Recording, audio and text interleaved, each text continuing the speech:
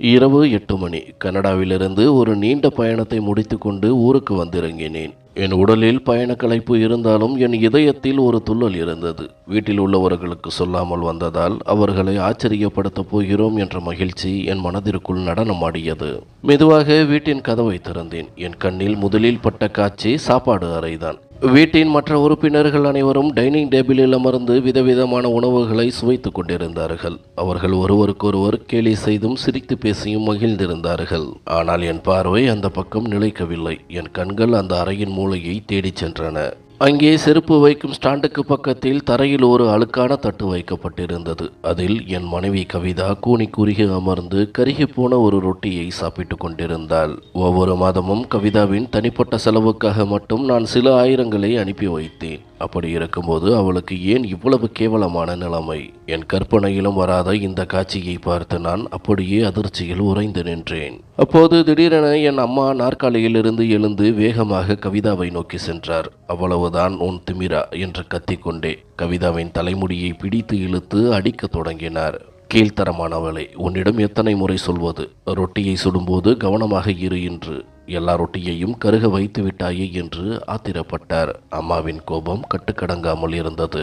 அம்மா சற்றென்று கதவை திறந்து கவிதாவை வெளியே தள்ளினார். அவள் தரையில் விழப்போன அந்த நொடியில் நான் ஓடிச் சென்று அவளை தாங்கி பிடித்தேன். என் கைப்பட்டவுடன் கவிதா பயத்தில் நடுங்கினாள். ஆனால் அவளும் டைனிங் டேபிளில் அமர்ந்திருந்த மற்றவர்களும் என்னை பார்த்தவுடன் அப்படியே சிலையாக உறைந்து போனார்கள். அதுவரை சிரித்து கொண்டிருந்த முகங்கள் இப்போது பயத்தில் வெளுத்து போயின. நடுங்கிக் கொண்டிருந்த கவிதாவின் கையை நான் உறுதியாக பிடித்து கொண்டேன். உண்மையில் இந்த கதை 4 ஆண்டுகளுக்கு முன்பே தொடங்கிவிட்டது. நான் கடந்த 4 ஆண்டுகளாக கனடாவில் வேலை செய்து வருகிறேன். வாழ்க்கை என்பது ஒரு விசித்திரமான விளையாட்டு. எனக்கும் கவிதாவுக்கும் திருமணம் முடிந்து ஒரே மாதத்தில் கனடாவிற்கு செல்லும் வாய்ப்பு கிடைத்தது. அது என் வாழ்க்கை கனவு. ஆனால் அந்த கனவு நனவாவதற்கு பின்னால் ஒரு நீண்ட பின்னணி இருந்தது. கவிதா என் மாமாவின் மகள். அவள் பார்க்க மிகவும் அழகாக இருப்பாள். அவளது அமைதியான சுபாவமும் அழகும் எங்களுடைய குடும்பம் முழுவதுமே பிரபலம். ஆனால் என் அம்மாவுக்கு மட்டும் கவிதாவை பிடிக்கவே இல்லை. அவருக்கு தன் தூரத்து உறவுக்கார பெண் ஒருத்தியை எனக்கு திருமணம் செய்து வைக்க வேண்டும் என்பதுதான் ஆசை. இதன் மூலம் நிறைய வரதட்சணை கிடைக்கும் என்று அம்மா கணக்கு போட்டிருந்தார். ஆனால் என் மாமாவும் அத்தையும் பிடிவாதமாக இருந்தார்கள். உன் மகன் கனடா சென்று செட்டிலாக வேண்டும் என்றால் முதலில் என் மகளை திருமணம் செய்ய வேண்டும். இல்லையென்றால் விசா தொடர்பான எந்த உதவியையும் நாங்கள் செய்ய மாட்டோம் என்று கூறிவிட்டார்கள். மாமாவிற்கு செல்வாக்கு இருந்ததால் எனக்கு விசா கிடைப்பது எளிது என்பதால் வேறு வழியே இல்லை. அம்மா வேறு வழியின்றி மனதை கல்லாக்கி கொண்டு இந்த திருமணத்திற்கு சம்மதித்தார். ஆனால் திருமண நாளன்றி அம்மாவின் கண்ணில் தெரிந்த அந்த வெறுப்பை நான் கவனித்தேன். எப்படியோ நான் கனடா சென்றடைந்தேன். ஒரு வெளிநாட்டில் ஆரம்ப நாட்கள் மிகவும் கடினமானவை. உடல் அங்கே இருந்தாலும் இதயம் எப்பொழுதும் வீட்டையே நினைத்து கொண்டிருக்கும். வேலை முடிந்தவுடன் கவிதாவுக்கு வீடியோ கால் செய்வேன். அவள் என்னிடம் ஆசையாக பேசுவாள். புதிதாக திருமணமான பெண் எப்படி உற்சாகமாக இருப்பாளோ அப்படி இருப்பாள் என்று எதிர்பார்த்தேன். ஆனால் நடந்தது எல்லாம் தலைகீழ். கவிதா மிக சுருக்கமாகவே பதில் சொல்வாள். கேமராவில் முகம் தெரிந்தாலும் அவள் கண்கள் என்னை நோக்காமல் வேறு எங்கோ பார்த்து கொண்டிருக்கும். எப்படி இருக்கிறாய் கவிதா? வீட்டில் அனைவரும் உன்னை நன்றாக பார்த்து கொள்கிறார்களா? ஏதேனும் பிரச்சனையா என்று நான் ஆசையாக கேட்பேன். ஆமாம், எல்லாம் நன்றாக இருக்கிறது. கொஞ்சம் தலைவலி என்று தரையை பார்த்தபடியே பதில் சொல்வாள். என் அம்மாவும் தங்கைகளும் உன்னை அன்பாக நடத்துகிறார்கள் தானே என்று நான் மீண்டும் மீண்டும் விசாரிப்பேன். அவள் வெட்கப்படுகிறாள் என்றுதான் நான் அப்போது நினைத்தேன். எல்லோரும் சரியாகத்தான் இருக்கிறார்கள். நீங்கள் கவலைப்பட வேண்டாம். எனக்கு தூக்கம் வருகிறது. அப்புறம் பேசலாம் என்று போனை வைக்க துடிப்பாள். சில நேரங்களில் எனக்கு கோபம் வரும். கவிதா, நான் நாள் முழுவதும் வேலை செய்துவிட்டு உன்னிடம் பேசத்தான் ஆசையாக கூப்பிடுகிறேன். நீ என்னவென்றால் போனை வைக்க அவசரப்படுகிறாய் என்பேன். அதற்கு அவள் அலட்சியமான குரலில், நீங்கள் கனடா போயிருப்பது வேலை செய்யத்தான். அதில் கவனம் செலுத்துங்கள். எப்போதும் ஏன் இப்படி போனை பிடித்து கொண்டு உட்கார்ந்திருக்கிறீர்கள்? எனக்கு நிறைய வீட்டு வேலைகள் இருக்கிறது என்பாள். எனக்கு அவள் மீது அளவில்லாத அன்பு இருந்தது. மணி நேர கணக்கில் அவளுடன் பேச வேண்டும். இங்கு நான் படும் தனிமையை பகிர்ந்து கொள்ள வேண்டும் என்று நினைத்தேன். ஆனால் அவளோ நான் கூப்பிடுவதையே ஒரு தொந்தரவாக நினைப்பது போல் இருந்தது. என்மேல் அவளுக்கு அன்பு இல்லையோ அல்லது நான் தூரத்தில் இருப்பதுதான் அவளுக்கு மகிழ்ச்சியோ என்று கூட நான் தவறாக எண்ணினேன். ஆனால் அந்த அமைதிக்கு பின்னால் இவ்வளவு பெரிய பயமும் கொடுமையும் மறைந்திருக்கும் என்று நான் கனவிலும் நினைக்கவில்லை. அம்மா கொஞ்சம் கண்டிப்பானவர் என்பதால் கவிதா அவரை பார்த்து பயப்படுகிறாள் என்றும் வீட்டு வேலைகளால் சோர்ந்து போயிருக்கிறாள் என்றும் நினைத்து கொண்டேன். நான் வேலைக்கு சேர்ந்து 6 மாதங்கள் முடிந்தது. என் முதலாளி நான் வேலை செய்யும் முறையை பார்த்து மகிழ்ச்சி அடைந்து எனக்கு 10 நாட்கள் விடுமுறை அளித்தார். மகிழ்ச்சியில் துள்ளி குதித்த நான் உடனே அம்மாவுக்கு ஃபோன் செய்தேன். அம்மா, எனக்கு 10 நாள் லீவு கிடைத்துள்ளது. நான் ஊருக்கு வந்துவிட்டு போகலாம் என்று நினைக்கிறேன். கவிதாவையும் உங்களையும் பார்க்க ஆசையாக இருக்கிறது என்றேன். மறுமுனையில் அம்மா சில நொடிகள் மௌனமாக இருந்தார். பிறகு மிகவும் கடுமையாக பேசினார். இப்போது ஊருக்கு வந்து எதற்கு இவ்வளவு பணம் செலவு செய்கிறாய்? டிக்கெட் எவ்வளவு விலை என்று உனக்கு தெரியாதா? உனக்கு என்ன பைத்தியமா பிடித்து விட்டது என்றார். இல்லையம்மா, 6 மாதங்களாகிவிட்டது. எல்லோரையும் பார்க்க வேண்டும் போல் இருக்கிறது என்று கெஞ்சினேன். பார் மகனே, உணர்ச்சி வசப்படாதே. அந்த டிக்கெட் எடுக்கும் பணத்தை வீட்டிற்கு அனுப்பிவிடு. உன் தங்கைக்கும் வரன் பார்த்து கொண்டிருக்கின்றேன். அவளுக்கு திருமணம் செய்ய வேண்டும். சீர்வரிசைகள் செய்ய வேண்டும். விடுமுறையை ரத்து செய்துவிட்டு அங்கே ஓவர் டைம் வேலை செய். அப்போதுதான் கூடுதல் பணம் கிடைக்கும் என்றார். அம்மா சொன்னதை கேட்டு என் மனமே உடைந்து விட்டது. என் மனைவியை பார்க்க வேண்டும், அவள் ஏன் இப்படி மாறிவிட்டாள் என்று கேட்க வேண்டும் என்று துடித்தேன். ஆனால் அம்மாவின் பேச்சை என்னால் மீற முடியவில்லை. மனம் மிக கனமாக இருந்தது. நான் எடுத்த விடுமுறையை ரத்து செய்துவிட்டேன். இப்போது நினைத்து பார்த்தால் அன்று நான் ஊருக்கு போயிருந்தால் எத்தனையோ விபரீதங்களை தடுத்திருக்கலாம் என்று தோன்றுகிறது. அம்மாவின் சொல்லுக்கு கட்டுப்பட்டு நான் அங்கேயே தங்கிவிட்டேனே தவிர உள்ளுக்குள் என் இதயம் உடைந்து நொறுங்கியது. எனக்கு கவிதாவின் மீது ஒரு பக்கம் கோபம் வந்தது. ஒரு முறை கூடவா அவளுக்கு என் மீது ஏக்கம் வராது? எனக்கு உங்களை பார்க்க வேண்டும் போல இருக்கிறது, தயவு செய்து வந்து விடுங்கள் என்று அவள் ஒரு வார்த்தை உறுதியாக சொல்லியிருந்தால் நான் அம்மாவையே எதிர்த்துவிட்டு ஊருக்கு கிளம்பியிருப்பேன். ஆனால் அவளின் அந்த மௌனமும் போனில் அவள் காட்டிய அலட்சியமும் தான் அவள் தன் வாழ்க்கையில் மகிழ்ச்சியாக இருக்கிறாள் என்று என்னை தவறாக நினைக்க வைத்தது. அதன் பின் நான் ஒரு இயந்திரமாக மாறினேன். பகல் இரவு என்று பார்க்காமல் ஓவர் டைம் வேலை செய்ய ஆரம்பித்தேன். வேலை முடிந்து வந்தால் அப்படியே படுக்கையில் விழுந்து விடுவேன். என் தங்கையின் திருமண பேச்சு உறுதியானது. நான் இங்கே டாலர்களாக சம்பாதித்து அங்கே ரூபாய்களாக அனுப்பி தள்ளினேன். என் தங்கையின் திருமணம் எந்த குறையும் இல்லாமல் பிரம்மாண்டமாக நடக்க வேண்டும் என்பதுதான் என் ஒரே இலக்காக இருந்தது. ஒரு மாலை நேரம் வேலையை முடித்துவிட்டு திரும்பும்போது என் மனம் ஏனோ படபடப்பாக இருந்தது. வீட்டிற்கு செல்ல பிடிக்காமல் அருகிலிருந்த ஒரு பூங்காவிற்கு சென்றேன். அங்கே ஒரு பெஞ்சில் அமர்ந்திருந்த ஒரு மனிதர் என் கவனத்தை ஈர்த்தார். முதல் பார்வையில் அவர் 80 வயது முதியவர் என்றுதான் நினைத்தேன். அந்த அளவிற்கு அவரது முதுகு வளைந்திருந்தது. முகம் முழுவதும் சுருக்கங்கள், தலைமுடியெல்லாம் நரைத்து போயிருந்தது. ஆனால் நான் மெதுவாக அவர் அருகில் சென்று கவனித்தபோது அவருக்கு 50 அல்லது 55 வயதிற்கு மேல் இருக்காது என்று தோன்றியது. அவரது இளமையை ஏதோ ஒரு பெரும் துயரம் காலத்திற்கு முன்பே விழுங்கிவிட்டது போல் தெரிந்தது. அவரது கண்களில் ஒரு விசித்திரமான வெறுமை இருந்தது. சொந்த பந்தங்களால் வஞ்சிக்கப்பட்டவர்களிடம் மட்டுமே இத்தகைய வெறுமையை காண முடியும். நான் மெல்ல தயக்கத்தை உதறிவிட்டு அவர் அருகில் அமர்ந்தேன். வணக்கம் ஐயா என்று மென்மையாக கேட்டேன். அவர் திடுக்கிட்டு என்னை பார்த்தார். மிக மெல்லிய குரலில் பதிலளித்தார். நீங்களும் நம்மூர்காரர் தானா என்று கேட்டேன். ஆமா, துரதிர்ஷ்டவசமாக என்று அவர் கசப்புடன் சொன்னார். அந்த பதில் என்னை ஆச்சரியத்தில் ஆழ்த்தியது. ஏன் ஐயா அப்படி சொல்கிறீர்கள் என்று கேட்டேன். அவர் ஒரு கசப்பான புன்னகையை சிதறவிட்டார். ஏனென்றால் ஊரில் என் சொந்த பந்தங்கள் வாழ்கிறார்கள். அவர்களின் சந்தோஷத்திற்காக நான் என் வாழ்க்கையையே இந்த அந்நிய நாட்டில் பறிகொடுத்து விட்டேன் என்றார். எங்கள் பேச்சு தொடர்ந்தது. அவர் மிகுந்த சோகத்தில் இருப்பது புரிந்தது. தினமும் மாலையில் அவர் இங்கே வந்து அமர்வாராம். ஏனென்றால் வீட்டின் 4 சுவர்கள் அவரை துரத்துவது போல் இருக்குமாம். பேச பேச நாங்கள் நண்பர்களானோம். அவரை பார்க்கும்போது என்னைப் போலவே தெரிந்தது. தனிமையில் வாடுபவர், அன்புக்குரியவர்களிடமிருந்து பிரிக்கப்பட்டவர். ஒரு நாள் நான் துணிச்சலை வரவழைத்து கொண்டு கேட்டுவிட்டேன். ஐயா, உங்களுக்கு அதிக வயது இருக்கும் என்று தெரியவில்லை. ஆனால் ஏன் இப்படி உடைந்து போயிருக்கிறீர்கள்? அவர் ஒரு பெருமூச்சு விட்டுவிட்டு என் கண்களை பார்த்து கூறினார். தம்பி, நீ இன்னும் இளைஞன். இந்த நாட்டிற்கு புதிதாக வந்திருக்கிறாய். இந்த வெளிநாடு என்பது ஒரு கரையான் பூச்சி போன்றது. வெளியே மனிதனை மினுமினுப்பாக வைத்திருக்கும், ஆனால் உள்ளுக்குள் அவனை அரித்து வெறுமையாக்கி விடும் என்று பிறகு அவர் தன் கதையை சொல்ல ஆரம்பித்தார். அதை கேட்கும்போது யாரோ என் காதுகளில் உருக்கிய ஈயத்தை ஊற்றுவது போல் உணர்ந்தேன். நான் இங்கே வந்தபோது உன்னைப் போலவே துடிப்புள்ள இளைஞனாக இருந்தேன். புதிதாக திருமணம் முடிந்திருந்தது. அழகான மனைவி, கண்களில் ஆயிரக்கணக்கான கனவுகள். ஆனால் என் தோள்களில் 5 தங்கைகளின் திருமண பொறுப்பு இருந்தது. என் தந்தை இறந்து விட்டதால் குடும்பத்தின் ஒரே பாரம் என் மீது விழுந்தது. அவர் தண்ணீரை குடித்துவிட்டு தொடர்ந்தார். நான் இங்கே டாக்ஸி ஓட்டத் தொடங்கினேன். பகலும் இரவும் எனக்கு ஒன்றுதான். தூக்கத்தை குறைத்து கொண்டு உழைத்தேன். சம்பாதித்த ஒவ்வொரு காசையும் என் அம்மாவுக்கு அனுப்பிவிடுவேன். என் தங்கைகளின் திருமணம் கௌரவமாக நடக்க வேண்டும் என்பது மட்டும்தான் என் லட்சியமாக இருந்தது. அந்த சமயத்தில் என் மனைவி கர்ப்பமானாள். ஆனாலும் என்னால் ஊருக்கு போக முடியவில்லை. செலவு அதிகமாகும் என்று அம்மா தடுத்து விட்டார். இப்போது வர வேண்டாம், பணத்தை சேர்த்து வை என்று அம்மா சொன்னார். நான் மூச்சை பிடித்து கொண்டு அவர் சொல்வதை கேட்டேன். ஏனென்றால் அவர் சொல்வது அனைத்தும் அப்படியே என் கதையைப் போலவே இருந்தது. பிறகு என்ன நடந்தது ஐயா என்று ஆவலோடு கேட்டேன். அவர் குரல் தழுதழுத்தது. 5 தங்கைகளுக்கும் திருமணம் செய்து முடிப்பதற்குள் என் இளமையின் 20 ஆண்டுகள் ஓடிவிட்டன.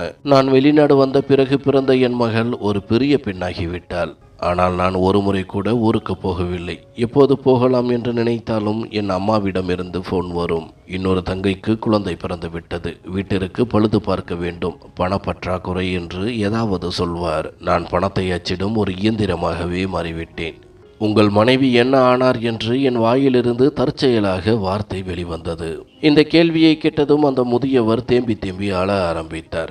பூங்காவில் இருந்தவர்கள் ஆச்சரியமாக பார்த்தார்கள். ஆனால் அவர் எதையும் கவனிக்கவில்லை. என் மனைவி என்று விக்கித்து நின்றார். அவர் எனக்காக காத்து கொண்டிருந்தாள். 20 ஆண்டுகள் அவள் ஒரு வார்த்தை கூட புகார் சொல்லவில்லை.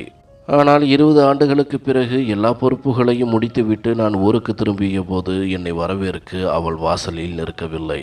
என் இதயம் வேகமாக துடித்தது. பிறகு அவர் எங்கே இருந்தார் என்று கேட்டேன். சுடுகாட்டில் என்று கூறி தலையில் அடித்து கொண்டார். நான் ஊருக்கு வருவதற்கு 2 வாரங்களுக்கு முன்புதான் காத்திருப்பதன் வேதனை தாங்காமல் அவள் நோய்வாய்ப்பட்டு இறந்து போனாள். அவளுடைய முகத்தை கடைசியாக ஒரு முறை பார்க்கும் பாக்கியம் கூட எனக்கு கிடைக்கவில்லை. அதைவிட வேதனையான விஷயம் என்ன தெரியுமா என்று கேட்டார். நான் இல்லை என்று தலையசைத்தேன். துக்கத்தில் என் வார்த்தைகள் தொண்டையிலேயே சிக்கிக் கொண்டன. என் தங்கைகளுக்காக என் இளமையை இந்த பனி தேசத்தில் வாரி இறைத்தேனோ, யாருடைய திருமணத்திற்காக என் மனைவியை பிரிந்து தவித்தேனோ, அவர்கள் அனைவரும் என் சொந்த அம்மாவும் சேர்ந்து இந்த 20 ஆண்டுகளில் என் மனைவியை ஒரு வீட்டு வேலைக்காரியைப் போலத்தான் நடத்தினார்கள். இதை கேட்டதும் என் காலடியில் இருந்த நிலம் அதிர்வதை போல் உணர்ந்தேன். வேலைக்காரியா என்று திகைப்புடன் கேட்டேன். அவர் உங்கள் மனைவி அல்லவா?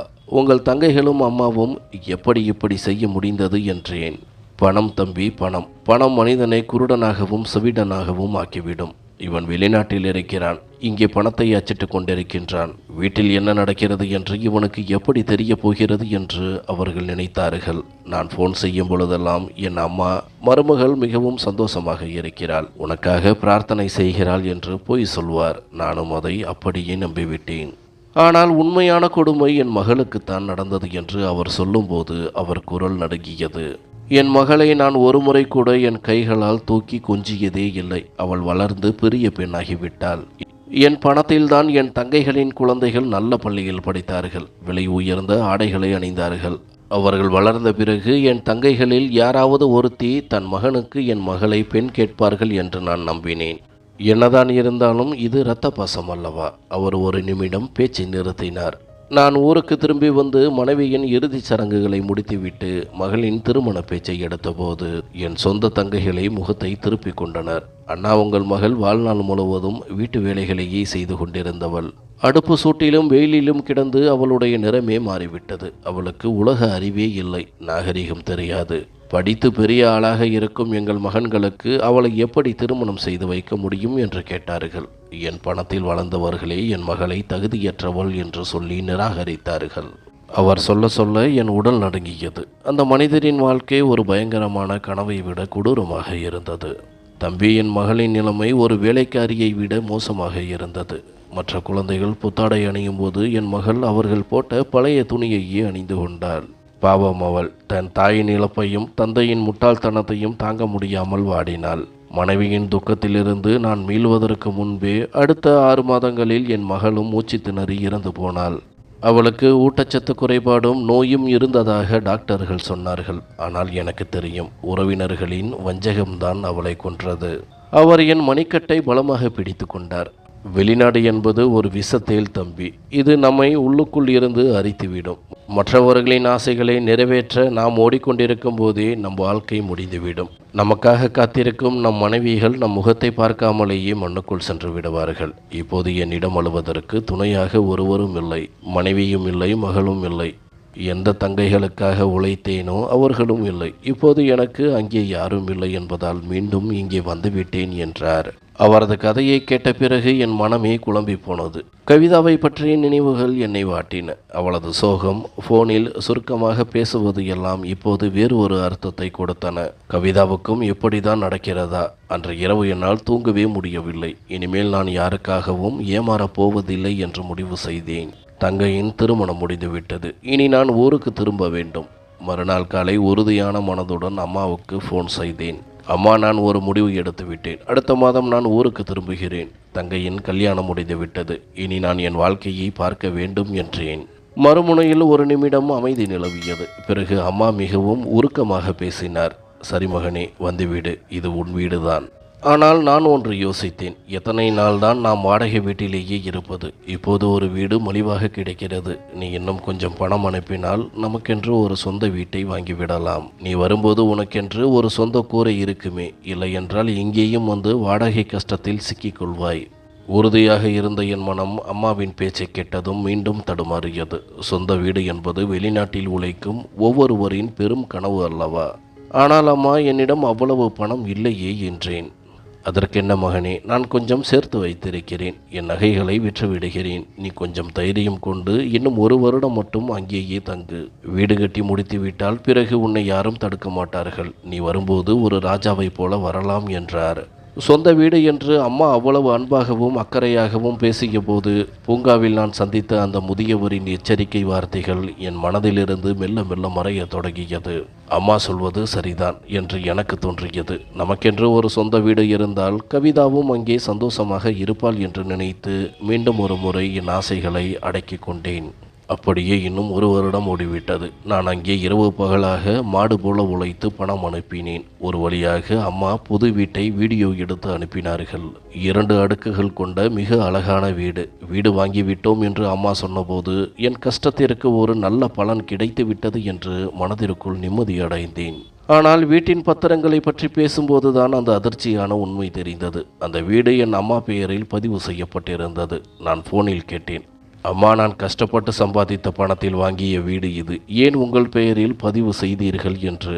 அதற்கு அம்மா சிரித்து கொண்டே, அட பைத்தியமே, நான் என்ன இந்த வீட்டை தூக்கி கொண்டா போகப் போகிறேன்? எல்லாம் உனக்குத்தான். நான் வீட்டின் பெரியவள் என்பதால் என் பெயரில் இருக்கட்டும். நீ ஊருக்கு வரும்போது உன் பெயருக்கே மாற்றி தருகிறேன். இதையெல்லாம் ஒரு பெரிய விஷயமாக பேசாதே என்றார்.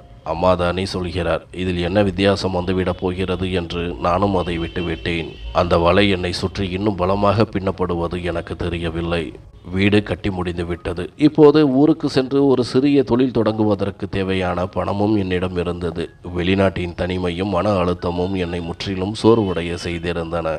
இனிமேல் இங்கு இருக்க முடியாது. இப்போதே கிளம்பாவிட்டால் காலம் கடந்துவிடும் என்று என் மனசாட்சி சொல்லிக்கொண்டே இருந்தது. அன்று மாலை உறுதியான குரலில் அம்மாவுக்கு ஃபோன் செய்தேன். அம்மா, வீடு கட்டியாச்சு. தொழில் தொடங்க பணம் இருக்கிறது. அடுத்த வாரமே நான் டிக்கெட் புக் செய்ய போகிறேன் என்றேன். மறுமுனையில் பலத்த மௌனம் நிலவியது. ஒருவேளை சிக்னல் கிடைக்கவில்லையா அல்லது அம்மா மகிழ்ச்சியில் பேச்சற்று நிற்கிறாரா என்று நினைத்து ஹலோ ஹலோ என்றேன். அம்மாவின் குரல் கேட்டது. ஆனால் அதில் நான் எதிர்பார்த்த மகிழ்ச்சி இல்லை. மிகவும் கடுமையான குரலில் அம்மா பேசினார். ஏன் மகனே இப்படி உணர்ச்சி வசப்பட்டு முடிவெடுக்கிறாய்? வீடு கட்டினால் மட்டும் போதுமா? அதை நிரப்ப வேண்டாமா என்றார். நான் ஏற்கனவே வீட்டு பொருட்களுக்கு பணம் அனுப்பிவிட்டேனே அம்மா, வேறு என்ன வேண்டும் என்று திகைப்புடன் கேட்டேன். விஷயம் பொருட்கள் அல்ல. உன் அக்காவுக்கு இப்போதுதான் 2 குழந்தைகள் பிறந்திருக்கிறார்கள். பெரிய இடத்தில் அவளை கட்டி கொடுத்திருக்கிறோம். இப்போது நாம் வெறும் கையோடு போனால் நம் மரியாதை என்ன ஆகும்? அக்கா புகுந்த வீட்டில் தலை நிமிர்ந்து வாழ வேண்டாமா? அக்காவுக்கும் அவளது 2 குழந்தைகளுக்கும் தங்க நகைகள் போடுவதாக நான் வாக்கு கொடுத்திருக்கிறேன் என்றார். நான் தலையை பிடித்து கொண்டு அமர்ந்து விட்டேன். அம்மா, தங்கம் இருக்கும் விலையில் நான் இவ்வளவு செலவு எப்படி செய்வேன் என்று வருத்தத்துடன் கேட்டேன். உடனே அம்மா தனது பாச ஆயுதத்தை எடுத்தார். அப்படியா? உன் அக்காவின் கௌரவத்தை மண்ணோடு மண்ணாக்கி விடுவாயா? அண்ணன் கனடாவில் இருக்கிறான். ஆனால் தங்கைக்கு ஒரு சிறு துரும்பை கூட எடுத்து போடவில்லை என்று ஊரார்கள் பேச மாட்டார்களா? உன் தம்பிக்கு இன்னும் வேலை கிடைக்கவில்லை. இந்த முழு குடும்பமும் உன் தோள்களில் தான் இருக்கிறது. நீ இப்போது வந்துவிட்டால் எல்லோரும் பட்டினியால் தான் சாக வேண்டும். இன்னும் சில மாதங்கள் மட்டுமே அங்கு தங்கு. தம்பிக்கு வேலை கிடைத்ததும் அக்கா கடமை முடிந்ததும் நானே உன்னை தடுக்க மாட்டேன் என்றார். நான் மீண்டும் நிர்பந்திக்கப்பட்டேன். அக்காவின் பாசத்திற்கும் அம்மாவின் கௌரவத்திற்கும் முன்னால் என்னால் மறுத்து பேச முடியவில்லை. சரி அம்மா, இதுதான் கடைசி முறை. 6 மாதங்கள் கழித்து நான் கண்டிப்பாக வருவேன் என்று சொல்லிவிட்டேன். இந்த காலகட்டத்தில் நான் கவிதாவிடம் வீடியோ காலில் பேசும்போது அவள் முகத்தில் ஒரு இனம் புரியாத சோகம் தெரிந்தது. ரோஜாவைப் போல மலர்ந்திருந்த அவளது முகம் இப்போது மஞ்சளாக வெளுத்து போயிருந்தது. கண்களை சுற்றி கருவளையங்கள் ஆழமாக விழுந்திருந்தன. அவள் என் கண்களை பார்த்து பேசுவதையே தவிர்த்தாள். கவிதா, முகம் ஏன் இப்படி வாடி போயிருக்கிறது? உனக்கு உடம்பு சரியில்லையா என்று பதற்றத்தோடு கேட்டேன். அவள் ஒரு போலியான புன்னகையை வரவழைத்து கொண்டு, ஒன்றுமில்லை, கொஞ்சம் காய்ச்சல், அவ்வளவுதான் என்றாள். ஒருமுறை வீடியோ காலில் பேசும்போது அவள் பயங்கரமாக இருமினாள். ஒரு துணியால் முகத்தை மறைத்து கொண்டு இருமியவளிடம், நீ ஏன் டாக்டரிடம் போகவில்லை என்று கேட்டேன். போய் மருந்து சாப்பிடுகிறேன், சரியாகிவிடும், கவலைப்படாதீர்கள் என்று சொல்லிவிட்டு அவசரமாக போனை வைத்து விட்டாள். அவள் மிகவும் களைப்பாக இருப்பதையும் என்னிடம் எதையோ சொல்ல தயங்குவதையும் நான் உணர்ந்தேன். பூங்காவில் அந்த முதியவர் சொன்ன வார்த்தைகள் மீண்டும் மீண்டும் என் காதுகளில் ஒலித்தன. ஏதோ ஒன்று நடக்கிறது, அதை என்னிடமிருந்து மறைக்கிறார்கள் என்பது மட்டும் உறுதியாக தெரிந்தது. முன்பெல்லாம் கவிதா என்னிடம் மணிநேர கணக்கில் பேசுவாள், குறும்புகள் செய்வாள். ஆனால் இப்போது ஆமாம் இல்லை என்று சுருக்கமாக பேசிவிட்டு போனை வைத்து விடுகிறாள். அவளது நடத்தையில் அலட்சியத்தை விட பயமும் ஏதோ ஒரு கட்டாயமும் தெரிந்தது. எல்லாம் தவறாக நடக்கிறது என்று என் மனம் சொல்லிக் கொண்டே இருந்தது. ஆனால் அம்மாவின் ஆறுதல் வார்த்தைகள் என்னை அமைதிப்படுத்தின. இனி யாரையும் நம்பப் போவதில்லை. யாரிடமும் சொல்லாமல் ஊருக்கு கிளம்பப் போகிறேன் என்று முடிவு செய்தேன். 6 மாதங்கள் என்று வாக்கு கொடுத்திருந்தாலும் அதற்கு முன்பே சென்று எல்லோரையும் ஆச்சரியப்படுத்தப் போகிறேன். அங்கே என்னதான் நடக்கிறது என்பதை என் கண்களால் பார்க்கப் போகிறேன். என் வாழ்க்கையின் மிக பெரிய முடிவை நான் அப்போது எடுத்தேன். இனி ஒரு நிமிடம் கூட காத்திருக்கப் போவதில்லை. அம்மாவின் கோரிக்கைகள் ஒருபோதும் முடியாதது. அந்த முதியவரின் முகம் என் மனக்கணக்கில் மீண்டும் மீண்டும் வந்து போனது. தன் குடும்பத்தின் மகிழ்ச்சிக்காக தன் வாழ்க்கையையே பலி கொடுத்த அந்த மனிதரைப் போல என் வாழ்க்கையும் முடிந்துவிடக்கூடாது என்பதில் நான் உறுதியாக இருந்தேன். யாருக்கும் சொல்லாமல் மிகவும் ரகசியமாக ஊருக்கு டிக்கெட் முன்பதிவு செய்தேன். திடீரென்று வீட்டிற்கு சென்று எல்லோரையும் ஆச்சரியப்படுத்த வேண்டும். கவிதா ஏன் இவ்வளவு வாட்டமாக இருக்கிறாள் என்பதை என் கண்களாலேயே பார்த்துவிட வேண்டும் என்று துடித்தேன்.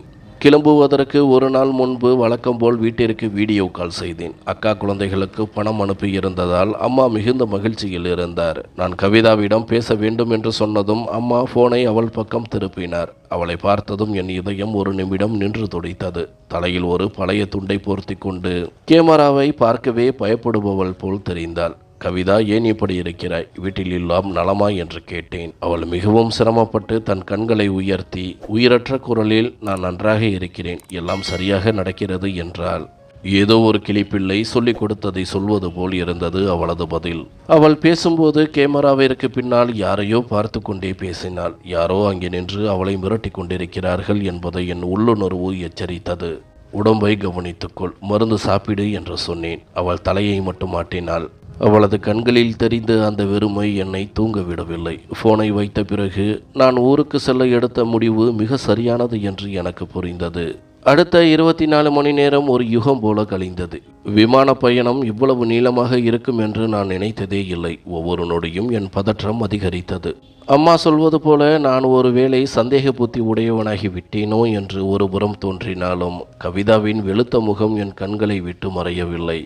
ஒரு வழியாக விமான நிலையத்தில் இறங்கினேன். அங்கிருந்து ஒரு டாக்ஸியில் ஏறி என் வியர்வையும் இரத்தத்தையும் சிந்தி வாங்கிய அந்த புதிய வீட்டின் முகவரியை கொடுத்தேன். 4 ஆண்டுகளுக்கு பிறகு என் தாய்மண்ணை மிதித்ததில் ஒரு பக்கம் மகிழ்ச்சி இருந்தாலும் இதயத்தில் ஏதோ ஒரு மூலையில் பயம் குடிகொண்டிருந்தது. இரவு 8 மணி இருக்கும். டாக்ஸி ஓட்டுநர் ஒரு அழகான 2 அடுக்கு வீட்டின் முன்னால் வாகனத்தை நிறுத்தினார். கட்டணத்தை செலுத்திவிட்டு பையை தோளில் மாட்டிக்கொண்டு கீழே இறங்கினேன். அம்மா வீடியோவில் காட்டிய அதே வீடுதான். மிகவும் பிரம்மாண்டமாக இருந்தது. கேட்டை நோக்கி நடந்தபோது உள்ளே இருந்து சிரிப்பு சத்தமும் பேச்சரவமும் கேட்டன. நான் காலிங் பெல்லை அழுத்த கையை நீட்டிய போது உள்ளே இருந்து ஒரு அலற சத்தம் கேட்டது. அது என் அம்மாவின் குரல். ஆனால் அந்த தோணியில் பாசம் இல்லை. அதுவரை நான் போனில் கேட்ட அந்த அன்பு மாயாஜாலம் அங்கே இல்லை. அந்த குரலில் அதிகாரமும் கோபமும் நிறைந்திருந்தது. சவமே, உனக்கு அறிவு இல்லையா? கைகள் என்ன உடைந்து போய்விட்டனவா? எல்லா ரொட்டிகளையும் கருக வைத்து விட்டாயே என்றார். அந்த வார்த்தைகள் என் காதுகளில் ஈயமாக காய்ந்து இறங்கின. அதைத் தொடர்ந்து ஒரு மெல்லிய அழுகை சத்தம் கேட்டது. அது கவிதாவின் குரல். அத்தை, என்னை மன்னித்து விடுங்கள், தெரியாமல் நடந்துவிட்டது. இப்போதே வேறொன்று செய்து தருகிறேன் என்று கெஞ்சினாள். ஆனால் அம்மா விடவில்லை. உன் அப்பானா அங்கே மாடு போல உழைத்து பணம் அனுப்புகிறான், உனக்கு புது புது உணவுப் பொருட்களை வாங்கி கொடுக்க. உன்னை போன்ற ராசி இல்லாதவளுக்கு காய்ந்த ரொட்டியே அதிகம் என்று கத்தினார். வெளியே நின்று கொண்டிருந்த எனக்கு இந்த வார்த்தைகள் பேரதிர்ச்சியாக இருந்தது. என் அம்மாவிற்கு இப்படி ஒரு முகம் இருப்பதை நான் பார்த்ததே இல்லை. கவிதா போனில் ஏன் மௌனமாக இருந்தாள் என்பது இப்போது எனக்கு புரிந்தது. என் உள்ளுக்குள் ஆத்திரம் பொங்கியது. நடுங்கும் கைகளால் கேட்டை தள்ளினேன். அது திறந்தே இருந்தது. நான் மெதுவாக பிரதான அறைக்கு சென்றேன். அங்கே இருந்த காட்சியை பார்க்க என் மனம் தயாராக இல்லை. அழகான டைனிங் டேபிளில் விதவிதமான அசைவ உணவுகள் மணமணத்து பரிமாறிக்கொண்டிருந்தன. என் தம்பிகளும் தங்கைகளும் சிரித்து பேசிக்கொண்டே சாப்பிட்டு கொண்டிருந்தார்கள். ஆனால் என் தேடல் அங்கே நிற்கவில்லை. அந்த அறையில் ஒரு மூலையில் செருப்பு வைக்கும் இடத்திற்கு பக்கத்தில் தரையில் ஒரு உடைந்த தட்டில் கவிதா சுருண்டு உட்கார்ந்திருந்தாள். அவள் கருகிய ரொட்டியை வாயில் வைக்க போன அந்த சமயத்தில் என் அம்மா நாற்காலியிலிருந்து எழுந்து மின்னல் வேகத்தில் அவளை நோக்கி பாய்ந்தார். அம்மா கவிதாவின் கழுத்தை பிடித்து தள்ளிய அந்த நொடியில் நான் கதவை திறந்து கொண்டு உள்ளே நுழைந்தேன். கவிதாவின் கையில் இருந்த ரொட்டி கீழே விழுந்தது. அவள் பயத்தில் நடுங்கிக் கொண்டிருக்க அம்மாவின் குரல் அந்த அறையையே அதிர வைத்தது. மறுபடியும் ரொட்டியை கருக வைத்து விட்டாயே, உனக்கு அறிவே இல்லையா? என்ன கோதுமை மாவு இலவசமாக கிடைக்கிறதா? நான் வாசலிலேயே உறந்து போயிருந்தேன். அம்மா கவிதாவை பிடித்து வெளியே தள்ளினார். அவள் தரையில் முகம் குப்புற விழப்போன அந்த நொடியில் நான் ஓடிச் சென்று அவளை தாங்கி பிடித்தேன். கவிதா பயத்துடன் கண்களை திறந்தாள். என் முகத்தை பார்த்ததும் அவளுக்கு திகைப்பாக இருந்தது. இது கனவா அல்லது நிஜமா என்று அவளுக்கு புரியவில்லை. நடுங்கும் உதடுகளால் என் பெயரை சொன்னாள். அங்கே டைனிங் டேபிளில் அமர்ந்து சாப்பிட்டு கொண்டிருந்த அனைவரும் என்னை பார்த்ததும் அப்படியே சிலையாகி போனார்கள். அவர்களின் சிரித்த முகங்கள் பயத்தால் வெளுத்தன. சிறிது நேரத்திற்கு முன்பு வரை ஒரு கொடூரமான சிங்கத்தை போல கத்தி கொண்டிருந்த என் அம்மா என்னை பார்த்ததும் அதிர்ச்சியில் உறைந்து நின்றார். அவர் கவிதாவை அடிக்க தூக்கிய கை அப்படியே காற்றில் தொங்கிக் கொண்டிருந்தது. என் தங்கை கையில் இருந்த ஸ்பூன் தட்டில் விழுந்த சத்தம் அந்த நிசப்தத்தில் பெரிதாக கேட்டது. நான் கவிதாவை நிமிர்த்தி அமர வைத்து அவளது கையை உறுதியாக பிடித்து கொண்டேன். அம்மாவின் கண்களை நேராக பார்த்து, அம்மா, இதெல்லாம் என்ன என்று கேட்டேன். அம்மாவுக்கு தொண்டையில் வார்த்தைகள் சிக்கின. மகனே, நீ எப்போது வந்தாய்? சொல்லவே இல்லையே என்று திக்கி திணறினார். நான் கவிதாவை அழைத்து கொண்டு வீட்டிற்குள் நுழைந்தேன். என் தம்பியும் தங்கைகளும் நாற்காலியில் இருந்து எழுந்து நின்றார்கள். மேஜையில் அலங்கரிக்கப்பட்டிருந்த விதவிதமான உணவுகள் இப்போது எனக்கு விஷமாக தெரிந்தன. நான் அம்மாவிடம் சொன்னேன், நான் சொல்லாமல் வந்ததே நல்லதுதான் அம்மா. இல்லையென்றால் நான் இல்லாத நேரத்தில் என் மனைவி இங்கே ஒரு விலங்கை போல நடத்தப்படுவதை நான் எப்படி அறிந்திருக்க முடியும்? அவள் செருப்பு வைக்கும் இடத்தில் அமர்ந்து சாப்பிடுகிறாள். நீங்கள் அனைவரும் நாற்காலியில் அமர்ந்து விருந்து சாப்பிடுகிறீர்கள். உடனே அம்மா தன் தவறை மறைக்க பார்த்தார். மன்னிப்பு கேட்பதற்கு பதிலாக கவிதாவின் மீது பாய்ந்தார். இவளை பற்றி உனக்கு என்ன தெரியும்? இவள் என்னவோ நீ பணத்தை மரத்திலிருந்து பறிக்கிறாய் என்று நினைத்து கொண்டிருக்கின்றாள். எல்லா ரொட்டிகளையும் கருக வைத்து விட்டாள். உணவின் மதிப்பை இவளுக்கு புரிய வைக்கத்தான் நான் அப்படி செய்தேன் என்றார். நான் மேஜையில் இருந்த உணவுகளை காட்டினேன். ஒரு ரொட்டி கருகி போனால் என்ன அம்மா? இங்கே மேஜையில் இவ்வளவு உணவுகள் இருக்கிறதே. இதெல்லாம் யாருடைய பணத்தில் வாங்கப்பட்டது? இந்த உணவில் என் மனைவிக்கும் ஒரு பங்கு இல்லையா என்று கத்தினேன்.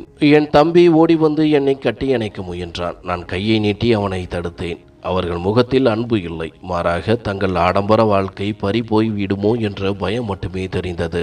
கவிதா என் கையை மெல்லமாக அழுத்தினாள். என்னை அமைதியாக இருக்கும்படி வேண்டினாள். நான் மீண்டும் அம்மாவை பார்த்து கேட்டேன், என் மனைவியின் தகுதி உங்கள் பார்வையில் செருப்புக்கு அருகில் தானா? அம்மா கோபமாக பதில் சொன்னார். இவள் இதற்குத்தான் தகுதியானவள், சோம்பேறி. நாள் முழுவதும் வாயை தொங்க போட்டு கொண்டே சுற்றுகிறாள். நீ இப்போதுதான் வந்திருக்கிறாய். இவள் என் வாழ்க்கையை எவ்வளவு நரகமாக்கி வைத்திருக்கிறாள் என்பது உனக்கு தெரியாது. அம்மாவின் பேச்சிலிருந்த கசப்பு இது வெறும் கருகிய ரொட்டி பற்றிய விஷயம் மட்டுமல்ல, அதன் பின்னணியில் பெரும் வெறுப்பு இருப்பதை எனக்கு உணர்த்தியது. என் கோபம் எல்லையை தாண்டியது. நான் கவிதாவின் கையை விட்டுவிட்டு டைனிங் டேபிளில் அருகில் சென்றேன். மேஜையில் ஓங்கி அடித்தேன். தண்ணீர் கிளாஸ் கீழே விழுந்து நொறுங்கியது. அனைவரும் அதிர்ச்சியில் உறைந்தார்கள். எனக்கு கணக்கு வேண்டும் அம்மா என்று கர்ஜித்தேன்.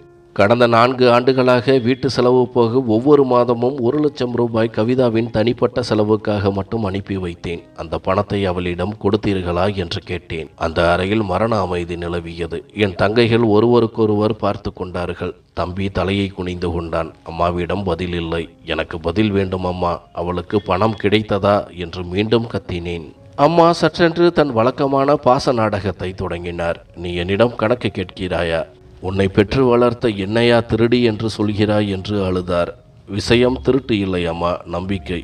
என் மனைவி யாரிடமும் கையேந்த கூடாது என்றுதான் நான் பணம் அனுப்பினேன். ஆனால் அவளது நிலையை பார்த்தால் அவள் பல மாதங்களாக புது துணியை கட்டியதாக தெரியவில்லை. அவள் செருப்பு பீந்து போயிருக்கிறது. ஆனால் நீங்கள் எல்லோரும் பளபளக்கும் உடையில் விருந்து சாப்பிடுகிறீர்கள் என்றேன். அம்மா அலட்சியமாக சொன்னார்.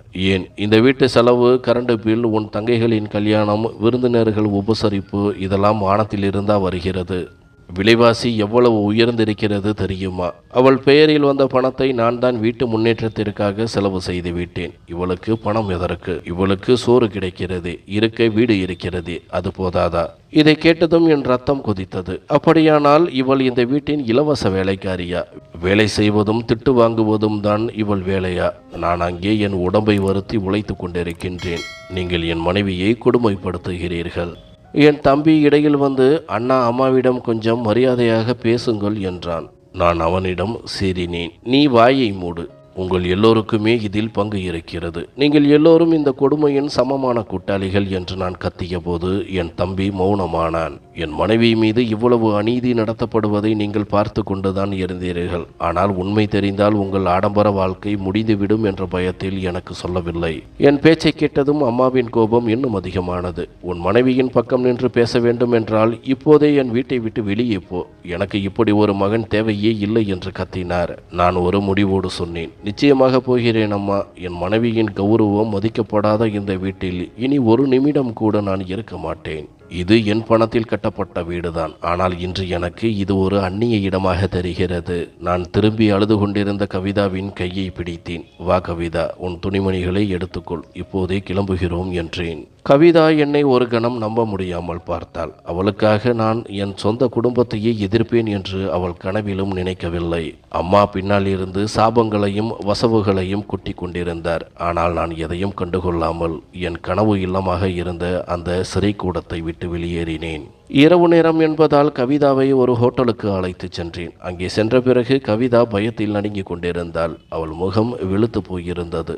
கதவை யாராவது உடைத்து கொண்டு உள்ளே வந்து அவளை மீண்டும் இழுத்துச் சென்று விடுவார்களோ என்ற பயத்தில் அவள் கதவையே பார்த்து கொண்டிருந்தாள். அவளுக்கு தண்ணீர் கொடுத்து, இனி நீ பாதுகாப்பாக இருக்கிறாய், உன்னை யாரும் தொட முடியாது என்று சமாதானப்படுத்தினேன். அடுத்த 2 நாட்கள் நாங்கள் ஹோட்டலிலேயே தங்கினோம். என் குடும்பத்தாருக்கு தெரியாமல் இருப்பதற்காக வெளியே சென்று ஒரு சிறிய வாடகை வீட்டை தேடி பிடித்தேன். அத்தியாவசிய பொருட்களை வாங்கி கொண்டு அந்த புதிய வீட்டிற்கு மாறினோம். அங்கே சென்றால் கவிதா பழைய நினைவுகளில் இருந்து மீண்டு மகிழ்ச்சியாக இருப்பாள் என்று நினைத்தேன். ஆனால் அது நடக்கவில்லை. கவிதா புதிய வீட்டிலும் சோகமாகவே இருந்தாள். நாள் முழுவதும் ஜன்னல் ஓரம் அமர்ந்து வெறுமையாக வெளியே பார்த்து கொண்டிருப்பாள். நான் பேச முயற்சித்தால் ஆமாம் இல்லை என்று சுருக்கமாக பதில் சொல்வாள். அவளுடைய கண்களில் அந்த பயத்தின் நிழல் இன்னும் மறையவில்லை. 4 ஆண்டுகால துயரம் நீங்க கொஞ்சம் காலம் எடுக்கும் என்று எனக்கு நானே ஆறுதல் சொல்லிக் கொண்டேன். ஒரு மாலை நேரம் நான் வேலையிலிருந்து சீக்கிரம் வந்தேன். கவிதா சமையல் அறையில் வேலை செய்து கொண்டிருந்தாள். நான் மெதுவாக அவளுக்கு பின்னால் சென்று அன்போடு அவள் தோளில் கை வைத்தேன். என் கைப்பட்ட அந்த நொடியே அவள் அலறிக்கொண்டு பின்னால் நகர்ந்தாள். அவளுடைய அந்த எதிர்வினை எனக்கு பேரதிர்ச்சியாக இருந்தது. ஏன் கவிதா, என்னை பார்த்தே பயப்படுகிறாயா? நான் உன்னை அங்கே இருந்து காப்பாற்றி வந்த உன் கணவன் அல்லவா என்று கேட்டேன். அவள் தலைகுனிந்து நின்றாள். நான் அவளை தேற்றுவதற்காக அவளுடைய மணிக்கட்டை பிடித்தேன். நான் கையை பிடித்ததும் அவள் லேசாக முனகிக் கொண்டு கையை இழுக்க முயன்றாள். அவளுக்கு ஏதேனும் காயம் இருக்குமோ என்று சந்தேகித்து அவளுடைய சட்டையின் கையை மேலே தூக்கி பார்த்தேன். அங்கே தெரிந்த காட்சியை பார்த்ததும் என் உலகமே சுழன்றது. அவளுடைய வெள்ளை நிறத்தோலில் அங்கும் இங்கும் நெருப்பால் சுட்ட கருப்பு தழும்புகள் இருந்தது. சில பழைய காயங்கள், சில மிகவும் புதியதாக தெரிந்தன. யாரோ வேண்டுமென்றே சூடான பொருட்களால் அவளை சுட்டிருக்கிறார்கள். கவிதா, என்ன இது? இந்த தழும்புகள் எப்படி வந்தன? உன்னை இப்படி செய்தது யார் என்று ஆத்திரத்துடன் கேட்டேன். அவள் பதற்றத்துடன் சட்டையை தழும்புகளை மறைக்க இழுத்து விட்டாள். ஒன்றுமில்லை, சமையல் அறையில் வேலை செய்யும் போது தெரியாமல் சுட்டு கொண்டதுதான், கவலைப்படாதீர்கள் என்று பொய் சொன்னாள். பொய் சொல்லாதே. சமையலில் கை சுடலாம், ஆனால் தோளில் எப்படி இவ்வளவு ஆழமான காயங்கள் வரும்? உண்மையை சொல். உன்னை இவ்வளவு கொடுமைப்படுத்தியது யார் என்று அவளை உலுக்கினேன். என் கடுமையான குரலை கேட்டதும் கவிதாவின் மன உறுதி உடைந்தது. அவள் அப்படியே தரையில் அமர்ந்து தேம்பி தேம்பி அழத் தொடங்கினாள். அது வெறும் அழுகை அல்ல. 4 ஆண்டுகளாக தன் மனதிற்குள் புதைத்து வைத்திருந்த எரிமலை குழம்பு வெடித்து சிதறுவது போல் இருந்தது. அவளை தூக்கி படுக்கையில் அமர வைத்தேன். நீண்ட நேர அழுகைக்கு பின் அவள் நிமிர்ந்து என்னை பார்த்தாள். அவள் கண்களில் இருந்த வலி கல்லையும் உருக்கும். இனி பயப்படாதே, உண்மையை சொல் என்றேன். கவிதா ஒரு பெருமூச்சு விட்டு, இவை அனைத்தும் உங்கள் அம்மாவால் செய்யப்பட்டவை என்றாள். நான் திகைத்து போனேன். இந்த தழும்புகள் விபத்தால் வந்தது அல்ல, உங்கள் அம்மாவின் வெறுப்பின் அடையாளங்கள். அவருக்கு என்னை ஆரம்பத்திலிருந்தே பிடிக்கவில்லை. அவர் விரும்பிய பெண்ணை உங்களுக்கு திருமணம் செய்ய முடியவில்லையே என்ற கோபத்தை தினமும் என்னிடம் காட்டினார். நீ ஒரு ராசி இல்லாதவள், என் மகனின் தலையில் வந்து விழுந்து விட்டாய் என்று சொல்லியே என்னை சித்திரவதை செய்வார் என்றாள். இவ்வளவு கொடுமை நடந்தும் நீ ஏன் என்னிடம் சொல்லவில்லை? நாம் தினமும் போனில் பேசினோமே என்று வேதனையுடன் கேட்டேன். அதற்கு கவிதா ஒரு கசப்பான புன்னகையுடன் சொன்னாள், நான் எப்படி சொல்ல முடியும்? நீங்கள் வீடியோ கால் செய்யும் பொழுதெல்லாம் உங்கள் அம்மா என் முன்னால் ஒரு நாற்காலியை போட்டுக்கொண்டு மிரட்டலாக அமர்ந்திருப்பார். கொஞ்சம் முகத்தை சுணக்கினாலோ அல்லது எதையாவது உளறினாலோ போனை வைத்த அடுத்த நிமிடம் உன் தோலை உரித்து விடுவேன் என்று சைகையிலேயே என்னை அச்சுறுத்துவார். அவரது பார்வை என் மீது ஒரு கழுகை போல படிந்திருக்கும். அதனால்தான் நான் கட்டாயப்பட்டு சிரித்து கொண்டே எல்லாம் நன்றாக இருக்கிறது என்று பொய் சொல்ல வேண்டியிருந்தது. அவள் மீண்டும் தன் சட்டையை சற்றே உயர்த்தி ஒரு பழைய தழும்பை காட்டினாள். இந்த தழும்பு எப்படி வந்தது தெரியுமா? நீங்கள் உங்கள் முதல் சம்பளத்தில் எனக்கு ஆசையாக தங்கத்தோடு அனுப்பி வைத்தீர்களே, அன்று வந்தது. அம்மா அந்த தோட்டை பறித்து தன் மகளுக்கு கொடுத்து விட்டார். நான் அதை கேட்டு அழுதபோது அடுப்பிலிருந்த அந்த சுடு இடுக்கால் என் தோளில் அழுத்தி சுட்டார். தங்கம் போட உனக்கு என்ன தகுதி இருக்கிறது என்று கத்தினார். நான் வலியால் துடித்த சத்தம் வெளியே கேட்கக்கூடாது என்பதற்காக டிவியின் சத்தத்தை உறக்க வைத்தார். நான் அப்படியே சிலையாக உறைந்து போனேன். என் இதயம் சுக்குநூறாக உடைந்தது. அடி வாங்குவது ஒரு பக்கம் என்றால் பசிதான் கொடுமையிலும் கொடுமை என்றால் கவிதா. நீங்கள் அங்கிருந்து லட்சக்கணக்கில் பணம் அனுப்பினீர்கள். ஆனால் எனக்கு ஒரு நாளைக்கு ஒரு காய்ந்த ரொட்டி மட்டும்தான் கொடுப்பார்கள். இலவசமாக சாப்பிடும் சோம்பேறி என்று என்னை திட்டுவார்கள். வேலை செய்யும் போது ஏதாவது ஒரு பாத்திரம் உடைந்தாலோ அல்லது குழம்பில் உப்பு கூடினாலோ அன்று எனக்கு அந்த ஒரு ரொட்டி கூட கிடைக்காது. 2-3 நாட்கள் பட்டினியாக கிடந்திருக்கிறேன். சமையலறை குழாய் தண்ணீரை மட்டும் குடித்து பசியை அடக்கிக் கொள்வேன். அவர்கள் என் முன்னால் அமர்ந்து கறியும் மீனும் சாப்பிடுவார்கள். நான் பசியோடு அதன் மிச்ச துண்டுகளை ஏக்கமாக பார்த்து கொண்டே நிற்பேன். இதை கேட்டதும் எனக்கு கால்கள் ஓடவில்லை. அப்படியே அவளது காலடியில் விழுந்து ஒரு குழந்தையைப் போல கதறி அழுதேன். வேலை செய்து மறத்து போன அவளது கைகளை முத்தமிட்டு, என்னை மன்னித்து விடு கவிதா, நான் மிகப்பெரிய பாவி. உனக்கு சந்தோஷத்தை தேடி தருகிறேன் என்று நினைத்து உன்னை ஒரு நரகத்தில் தள்ளிவிட்டேன். என் இரத்தத்தை பாம்புகளிடம் ஒப்படைத்துவிட்டு உழைத்து கொண்டிருந்தேனே என்று கதறினேன். கவிதா என் தலையை கோதி என்னை அமைதிப்படுத்தினாள். நான் கனடாவில் -டிகிரி குளிரில் பணியில் உறைந்து நின்று உழைத்த அந்த 4 ஆண்டுகளும் வீணாக போனதை நினைத்து வருந்தினேன். என் உழைப்பில் வந்த வீடு என் மனைவிக்கு ஒரு சிறைக்கூடமாக மாறியிருந்தது. என் பணம் என் குடும்பத்தாருக்கு ஆடம்பர வாழ்க்கையை கொடுத்திருந்தது. இனி என்ன நடந்தாலும் சரி, உன்னை ஒருபோதும் விட்டு பிரிய மாட்டேன் என்று அவளிடம் உறுதியளித்தேன். அன்று இரவு அந்த பூங்காவில் நான் சந்தித்த முதியவரின் வார்த்தைகள் எனக்கு முழுமையாக புரிந்தன. ஆம், வெளிநாடு என்பது ஒரு கரையான். அது நம்மை பணம் சம்பாதிக்கும் இயந்திரமாக மட்டுமே பார்க்க வைக்கிறது. அங்கே நாம் டாலர்களை அனுப்பும் வரைதான் நமக்கு மரியாதை. மறுநாள் நான் ஒரு பெரிய முடிவு எடுத்தேன். என் குடும்பத்தினருடன் இருந்த எல்லா தொடர்புகளையும் துண்டித்துக் கொண்டேன். என் உழைப்பில் கட்டப்பட்ட அந்த வீட்டை நான் திரும்பி பார்க்க கூட இல்லை. என் மனைவியின் கௌரவம் காக்கப்படாத அந்த பணமும் வீடும் உறவுகளும் எனக்கு தேவையில்லை என்று உதறி தள்ளினேன். நான் ஊரிலேயே தங்கி ஒரு சிறிய தொழிலை தொடங்கினேன். கவிதாவுக்கு சிறந்த சிகிச்சை அளித்தேன். காலப்போக்கில் அவளது உடல் காயங்கள் மறைந்தன. ஆனால் மனதின் காயங்கள் ஆற காலம் எடுத்தது. இப்போது நாங்கள் நிம்மதியாக இருக்கிறோம். எங்களுக்கு இடையே பேராசை பிடித்த உறவினர்களோ அல்லது கடல் கடந்த தூரமோ இல்லை. இது என் கதை மட்டுமல்ல, வெளிநாட்டில் உழைக்கும் பலரின் கதை. பணம் மட்டுமே வாழ்க்கை இல்லை என்பதை நாம் உணர வேண்டும். உறவுகளின் உண்மையான அழகு அன்பிலும் கௌரவத்திலும் இருக்கிறது. உங்கள் மனைவிக்கு மரியாதை கொடுக்க தெரியாத குடும்பம் உங்களை நேசிக்கவில்லை, உங்கள் பணத்தை மட்டுமே நேசிக்கிறது. உங்கள் மனைவியை உறவினர்களின் கருணையில் விட்டுவிட்டு செல்லாதீர்கள். சில நேரங்களில் உறவினர்கள் என்ற போர்வையில் இருக்கும் ஓநாய்கள் அந்நியர்களை விட ஆபத்தானவை. வாழ்க்கை மிகவும் சிறியது. உங்களை ஒரு மனிதனாக மதிக்கிறவர்களிடம் காலத்தை கழியுங்கள். உங்களை வெறும் ஏடிஎம் இயந்திரமாக பார்ப்பவர்களுடன் அல்ல. நன்றி.